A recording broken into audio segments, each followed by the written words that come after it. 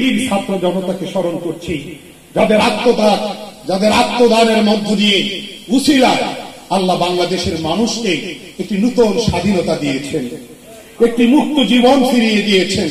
আমি তাদেরকে শ্রদ্ধার সাথে স্মরণ করছি। আমরা এখন মুক্ত বাতাসে বিচরণ করছি। কখনো কোনো জায়গা থেকে আপনারা যদি বৈষম্যের শিকার হন, কি ডিমলা, কি কিশোরগঞ্জ, কি সৈয়দপুর, কি সদর, কি ডোমা, আপনারা আমাকে ফোন করবেন।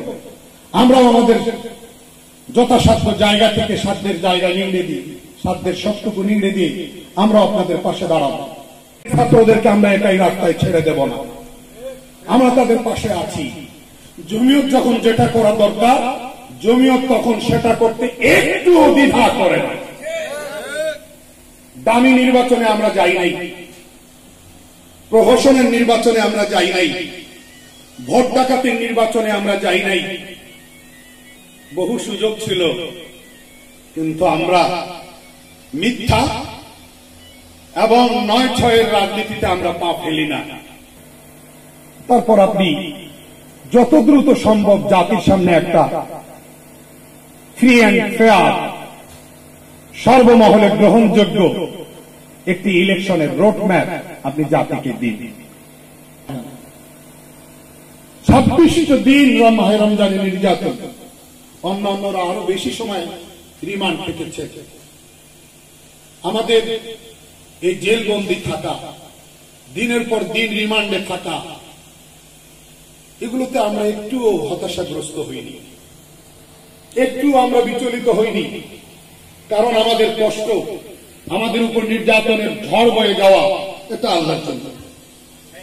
ইসলাম বাংলাদেশ, জমিয়ত উলামা ইসলাম বাংলাদেশ জিন্দাবাদ। জমিয়ত উলামা ইসলাম।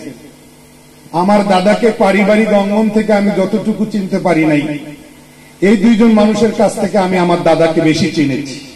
আমার দাদা কি রকম কাপড় পরতেন, আদি কাপড় পরতেন, সেই কথাটাও মহিউদ্দিন খান সাহেব রহমতুল্লাহ আলাইহি বলতেন। এবং আমি আমার নামের শেষে আফেন্দিটা ব্যবহারই করতাম না, এখন আফেন্দি ব্যবহৃত হচ্ছে।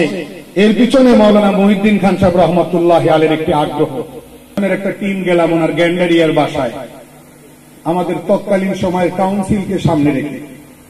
তো হুজুর, আপনি তো শয্যাশায়ী, কখন ডাক আসে বলা যায় না, আমরা তো চাই আল্লাহ আপনাকে দীর্ঘ হায়াত দান করেন। তখন দাদা দাদিকে বলতেন যে আমার গুরুজন মদনী রহমতুল্লাহ আলাইহি, হুসাইন মদনী রহমতুল্লাহ আলাইহি, আওলাদে রাসূল সাল্লাল্লাহু আলাইহি ওয়াসাল্লাম, দাদা দাদিকে তার প্রশ্নের জবাবে বলেছেন যে আমি আমার গুরুজনকে বলতে শুনেছি যে আমি তাহাজ্জুদ পড়ি আল্লাহর জন্য, আমি রাজনীতিও করি আল্লাহর জন্য।